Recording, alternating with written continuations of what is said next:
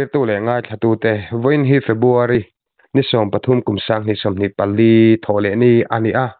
tuna hian zol nuam borai branch OMA president pulal suai kima pusuaya kan be me kani e ole ama sa in pusuaya hun thatak mai min lo siama kalom le mai chibaile ole pusuai hei kan siat ang le social media kan hu angin khatilaya in khotlanga amisualte sul nu ten om tak ni nge ngai kha in tokin atheng ni in kalosya poi kan ti hle maya khongai takin khatilaya misual ten khotlang anga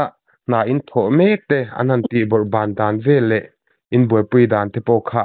tlema bul thum de ole ka tang te kha min han silta la ti chuanin thudang te po in zo turom chuan kanin zot nok mai tura ngai tai la tro ni e luidung hum hali borai branch oime hian kan ti na rei to har satna sang hei boundary kan oma wang hian har satna sang hi kan han tok ve ai tui kuk kan ti ho hian kan chaklama tang hian an lo sai thina chu police lama te po FIR te po kan thlen to ma min lo sai sak hian ko tuya ti chuan Tripura lama te po kan vakala YBN te Young Brew Association anti ho te kan vakom to min lo sa sak turin kan te ti chuan ama po chuan an lo sai po chuan phai lama sangha khan lo kengamo ti chuan a hnu khan kan an chuya motor te ti chuan a poisa an zuk sal na ang chi te po kha kan han thu sak nok ka police te nen khan FIR kan thelu wang khan eng tur ngen man ti te po kha fiat kan du wang khan police te nen fisheries te nen hian central waymel ma po tho dun ania helama point kan thok dun tha ata chuan forensic lampang te eng tur ngen man ti te po kha ama po khan kan thon to chu result hi kan la felawa ti chuan tuna kan hiat to ti mai te ang emi hi chu tu kin zinga fu her hawin min ron fela chu kan han bo zuya alo thinul to mai kan fiat ma hian an lo man nual to kan ringa mo so ti chuan khu ta pathar kan di ti te rangamati lampang te kan han phone phai lam sangha local sangha lui dung sangha ron tip thano men ti vel min lo ngei ven sak teu kan tia phai lam ma zon te po ti chuan hei eng ma chu chan chin kan la tong lawa thì chút khi hem khóc mấy thà là về là po khani munga tam khot lang po kan lung oi lo khóc mấy mo ani chuni heta kan thudon na le social media kan hua po khan ahum hal tu the to chu ke pen te po an thin urna so sang khop me ti kha ania azielo kan te le me ke point chuti ruwa chuanin khatilai lui kha Tripura nen isoitak angin ramri lui khani in kan sia khami lui ming kha khongai takin han fil lok them langkai lui ni ta ti chuanin ni ching khan atil lamain suya khan khang sai tu te kha bru lam ni deu khan in swetin kathudona kha chuan tui kuk ti khan ron soi maya kha hemi mi tui kuk kha bru kan ti hin ni ta mo ton riang te pon tia ani takhi chuan tui kuk kan tia bru po hi kan ti du lem lawa ani khang ho kha Mizoram lama nge ni in Tripura lama ho ti chuanin khami so rong an han bola kha engti khun vel nge ni in jing lama khan in chau mai kha nia zan lama khovar lam nayan ti vel ani kan ringa mo ama po khan an sai ma sak po khan khovar lam panga ai mut re lai vel hiam chang ve chu ama po khan an lo man chau to chu enge kan bo zui po khan an lo man to len an lo zara tiếng ăn mặn thì khan lốm liền hậu kha phai ăn lâu rồi clan pui zel kha lâu nia mo con kan han bo zuya police te hậu nen hay re vang vang tu kin zing lam kan van đuổi này kan tok le ni nị chưa nị lăng cái thế chu lùi liền đều mai nè sang te po an liền na kan an chia danin te chuanin kha thei top chen ma chuin han la zuin bo zui dan te po in soi rual khan enge kan police lama te FIR te kha tin han bo zui te tin malak na khanin han rin hel zong han man ta khatiang chi te kha an om tem khatiang la chho khamin han sil le mai them kan fiat dan hi chon eng ma hi san chin hi aum lo ni na sia ta tin te dang hi chu enge anin man du lo khop mai mo Mizoram ta chu vai te po lo sei sata sela Mizowin Mizoram police ta chuan an zong chua kan man me kha tiang kha heng la ya chuan an ti du vak lo mo anin hum tak zela hetila hi a buai kha ka tin tun chu ma hian FIR hi chu kan the lut lo a ma cha kan the lu po kha ma son na hi em lo chu wang chuan ke ma ni hian a thei anga chakin ma lai la kan tia ten zani na po hian luidung phum hal sub committee kan in dina chu chuan hemi thila wang hian emergency meeting pon nei do na mo eng tiang in nge mala kan tum hi zani na thut phot lo chuan a hriat chia lova ani chuwa kha thala ga po khan ni na sakhop maya ti chuanin enge in han zir chian na atang khanin eng manga luidung kha suwa sam nge ni in hriat hrim dam doi ani kan ring bera dana hi chon an ma ni te hi an dukamo tung dam doi an mang ni in hriat ang chi chu hemi afan phak chin turina afan phak chin luidung nung cha kha chu mang deuh pak pak chi ang deuh mi amaro chu tun tum hi an leina hi ahla deuh nge kan tiamo lian deuh ke zi thum ang tur te chu ali lai te hi chuan an ron perle pup to amar chu te rol chuan a thi po hin lian khop me ke zi tling chi alo te pon nia kan siat that lai deuh to a seita kan khan a lian an lo lor to nge chu kan se chuang lo mo ti khan in zuk mu khan sanga ho kha an rim te lo cheman tem nge cheman lem lo cheman lo ve a then la thi fel chi lo te an lo om to lo khong ve deuh to te pon oma khatiang rim cheman lo ala ni phe chon eng angin nge kha an thi tak ro chon ma han lak mishing chi a khan in ngai chi lo nge eng tinga nge khatiang sangha thi ho kha main han lak zui hei ei tak lo wa chon kan ngai uai me pon khotlanga information kan pe tu man tura sai ne ei lo turin kanin ni tiang chuan information chu kan pe to mo amar soita kan khan tui kup te hi chuan an hlau lo khop mai a an ni ta chuan a thi te kha chu luidunga reng kha chuan a ui rim chedon chi ama kha chuan kan phuma tu na chuan soita kan khan a te noi deuh te nia khanga wang khan a then te chu kan han rut khoma kan han seng hoi tho mo ti chuan a char pol te nam dang te chuan tho kan khap du lo ni tun ma ka chuan kan phum veka tun tuma chuanin khami khotlang ang khanin sanga an ruang te han la an char khoma malak na tak khom len du char the ang deuh khan in ti deuh mai ti na ni mo ti chuang lo we tu kin zinga po ami zo ho chon kan han char khoma mo amaro chu soita kan khan a zong kha kan man vek lo awang khan atle ma zong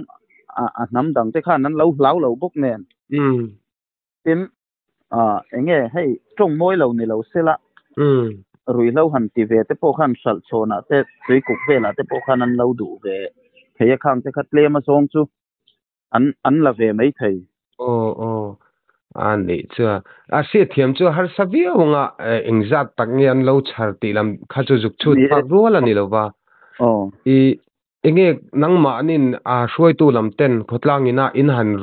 han ti ri ral itimai tiang kha ke jeng zat board chonge in char khoma inin rin deu ka felo le hai kanin thena tup ang deuh hian mo ang lama kal pol te tikhan hei heng lai chu balu tama khang kan lei kan han lai khura khang khan a thei thei te kha chu kan han phuma chu tiangin a ma ka chu na ke si te po kan buk thapa tun trum hi chu kan thin rim tot to lutuk a ma kan lo se sual to bok nen hian ka tiang thap thap kha kan ti lo deuh ani to a kan thin tot ve to bok nen mo nia ka se thiam khop mai khatilai kha tin khatilai khan han zo du che kan ne chu amol mang deu mai theya i sanga ba ka khan lui dung nung cha khatiang han thi han ui om tham kan ti do nge ka zo thiam che lo che khatiang kha eng ho nge ni deule sanga lo hi chu a om che lo mon le tun tum hi chu ta kang khan an ti nei hla deuh nge aron dal tha to nge chu ka se lo mo ma hemi ma an ti kha chuan kai kuang te chen kol ti fe ka mo ti chu khatiang han thi om ang kha chu kan se che lo sanga bi khi enge alang sarani an len to wang hian kan han bo zui chak kha ni mai mo ta khanin sanga thitlang pui kha enge han ni dotin khang lai ram kha zong dulinu kan han tiang chi ho ram te po kha ni dewatro sanga tamna zong dulinu kan han ti ho tamna nie hei lui sanga sang hi om vetin hei sanga khoi chi kan tiang che po hi dila tanga chuak ki ni mai thei hei na sen kan tiang chi te mo heng lai chuan na sen kan tiang hi japan sanga kan tia ka tiang chi te bau kan ti te grass cup ti te po hi om thawa luya hian ma se tu nai chuan lui sanga hei thai choni nu kan tiang chi te po khan thinu la tin a mi zo ming hian ka se bak lawa lui sanga kan tiang hi chu aron pian thara wang hian tuna po hian thi chun om nual mai ani che ahum halna konga thei top suwa tang kha chuanin ril ru khan na hle don ti kha chenga chuti rual chuanin khatilai kha ni elang kai te chu ram ri tripura ne na kan in ri na kha anya khata khanin hemi in soitak angin tuikuk NGO te khatiang chi ne khan sarkar ne po tran hlom tak tak hi chu ahar sa de uhlek te na chu ni mo har angni hi chu hei anin kau kho ma anin tripati khan an man mai zela mo a boi thak khop mai nang ni pon man ula ami singa te kha man ula action han lak dam po kha eng mo konga chon sarkar berin khatiang khapna nei lo chon action han lak po har sachin chu om ve thei tho don ni mo ni man phuila chu Mizoram police vela chon kan hlan mai ka ringa mo rui hlau tuar kan man po hian police ko ta kan hlan mai zela in thokna sakhop maya ti chuan kha na satak man suwa saman ni a soitak angin indil ru po liama na social media te po kan lo muan lung oi lo zia te po ta khaning khonga in khatilai luidung in hum haldan in kalphung te tin nangma ni khatilai borai veng deuh chau khan mi hum hal na hi kalpui khateng lai vel bor te kha min han si le ta sim sim che nie hemi ruam bi ka hian azol nuam kho chunga hian keima branch bi hian kan hum hala kan area chin hi ti chuan nungcha sim sim luya nungcha sim sim hi kan hum hal top mai ni an tinan sak ai cheng kol kai kuang ti te sanga khatiang luya om chi sim sim kha tui kep thlengin an yang chu kan hum hal vek ta ti chuan nikum December tha khan khotla ngaman run pui kha kan nei bok ta tiang khang kan kalpui hei kumina po ngakoi mangte le len mangte in ti le doni la kan ti lai takania ti chuan hei a branch uai me hian pathian ni hian sangha cho chu kan pe thin ta mo sangha choi kan leya fisheries po khan ama khan subsidy in min pe to boka sanga cho hi ti chuan chung ko then khat hian nuam hian tia chu an ma ni rem siat na ta hian so thing an khol ang chi te hi lo pe ve bok thi na mo chuan khotlang koi kan phut lang khop mai kan tang ruala nu le pa po hian min te thalai te po hian soita kang khan ti khan ma ni than hem ngai na ten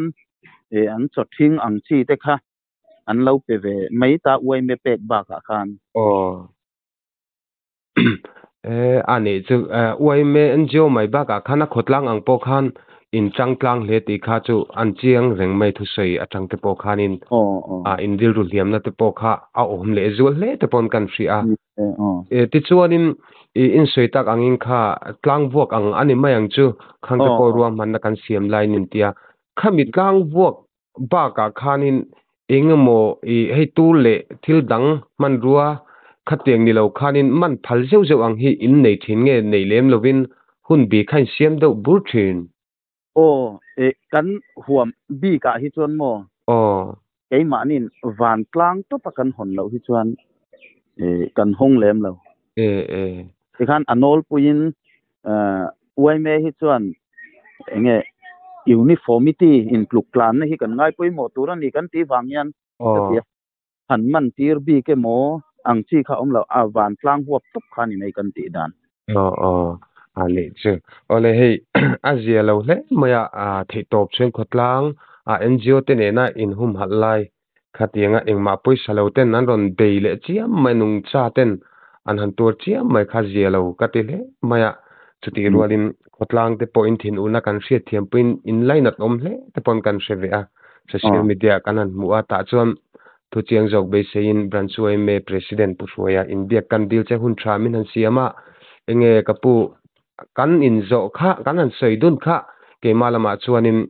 zo om tak tak kan ngai kan zo mai cha chuti rualin enge hemi chungchang a hian thu kha na ta na an ngai poi mo deu sei pai enge mote khan sei du te ne yem ne hei kan tang khop mai lui dung hum hala hian anti uai me chang kan ti te uai me thil ti kal khom le uai me hei chiat to ral zan kan ti anga te hian hemi chungchang hi awareness kanin pe lui dung hum hal atu zia te tin heng lai chu hai lam te lo nia tui hi lang kai ba ka hian borai lui kan hum hal te la kan khot chung area chin hi hetia lui dung kan han hum hal hian lui tui hi lo thiang hlim em boka chu tam tak hian ei tla ka lo ni wang hian chung ko tam tak po hian ya hian ei bel bera hian abikin borai lui zo ki an mang na sa em mai mo potlang a po hei soita kang khan uai me chang kan ti te uai me anga te van tlang thil ti na te hemi chungchang lui dum hum hal chul zia le poi mo zia te hi chu awareness hi kanin pe tam khop maya tin khotlang mai po hian an ta neya enge hetiang chiat to po hian awai me soi tu ai hian a tuar an ni to mon le kan ti to zo kani kan tho ho na thatin upalam te hian min fin chua pa ya henga wang te po hian kan phur tlanga soita kang khan mani veng in pum khatna thatin wai me po hian mi pui po hian ta nei se kan du wang hian man tol pi han man ang si te kha kan siam ta tin a man tam te phei chuan a har sa dam lo kan ti ang chi te po kha an han sem ve lo le lop thin bo ka mo tiang khan kan han kal pui de dan der chu ni mai ani chu pushwa I zom taka ka ngai che kalo zo mai pakhat kan zo le lok chenga ing tik kuma tanging nge hetilai lui dung hi hum hal na hi ing kal pui tran shim ka van soi mai thailo sang ni le som pariat som pakwa vela mon le ani chu kumli kum nga ve lai mai lo be to ma po hian kan te ma se tour sai vel au ma wang hian kan hanin tha damar chu streng taka kan kal hi chu sang hi som pariat borvel ni mai thei ma action lak ang pop pop pentinan an man lai kan ti chan te ta chan len te kan chu saka te po kan chu saka kan phu ma ti khan fine kan siama eng po an man chuan zanga kan choi tir top boka kinam pakhat po lo man ma sela zanga thawan soya man nen khan ka tiang khan atak takin ti mai te ang kan han kalpuyam hapon kan han ti tawa maro chu action kha kan na lana tok thin lova baun te lo ni wang khan ti chuan a hnu lam hi chuan hei kan han kal khong ve deuh ta ni chu ani che ole hei azialo apoi hle mai eng phu ni sela hetianga ban duai nei ti mai teng mi sual che na chungchanga social media te mu in khotlang throi tu te thuching jok be sein kan don bia chewa a chanchin kim chang jok te puhroya zolnom branch oi me borai branch oi me president hun tha mi no siama kapu i chunga kalom tak zete ke ni po kan lom lu tuk ke ole